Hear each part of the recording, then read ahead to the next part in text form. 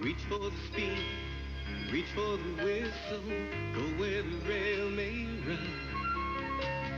Reach for the words, reach for the story, follow the rainbow sun. To a shining time station, where dreams can come true, waiting there for you.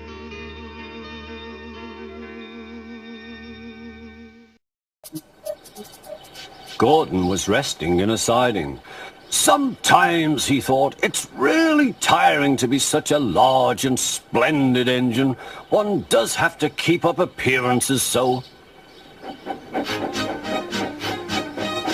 Beep, beep, beep, beep. Hello, fat face, whistled Henry. What cheek, spluttered Gordon.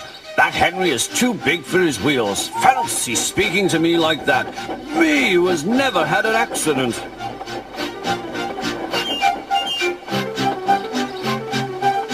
Aren't jammed whistles and burst safety valves accidents? asked Percy innocently. No, indeed. High spirits might happen to any engine. But to come off the rails like Henry did, well, I ask you, is it right? Is it decent? Then it was Henry's turn to take the express. Gordon watched him getting ready. Be careful, Henry. You're not pulling the flying kipper now. Mind you keep on the rails today.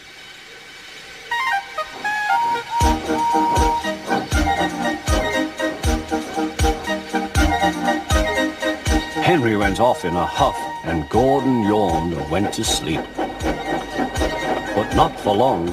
Wake up, Gordon, said his driver. A special train's coming, and we're to pull it. Is it coaches or trucks? Trucks, said his driver. Trucks, said Gordon. Puh!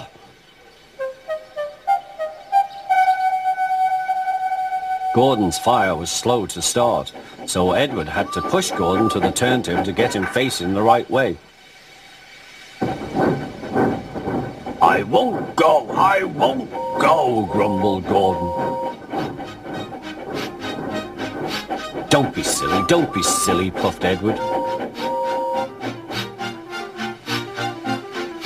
At last Gordon was on the turntable. The movement had shaken his fire. It was now burning nicely and making steam. Gordon was cross and didn't care what he did. He waited till the table was halfway round. I'll show them, he hissed.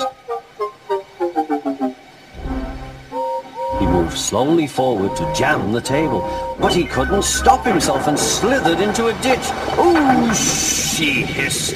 Get me out! Get me out! Not a hope, said his driver and fireman. You're stuck, you silly great engine. Don't you understand that? They telephoned the Fat Controller.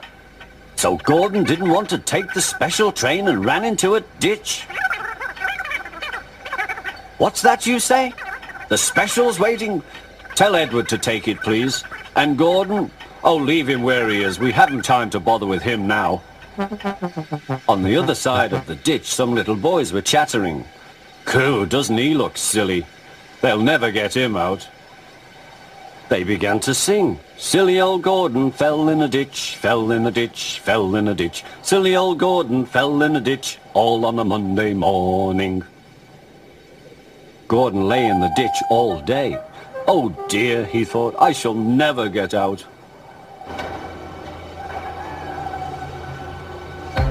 But that evening they lifted Gordon and made a road of sleepers under his wheels to keep him from the mud.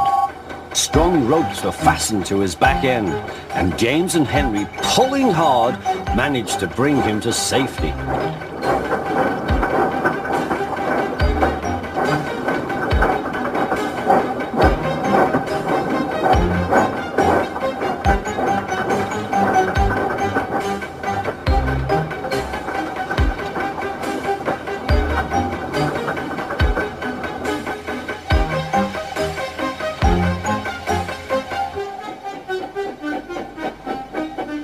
Late that night, Gordon crawled home, a sadder and wiser engine.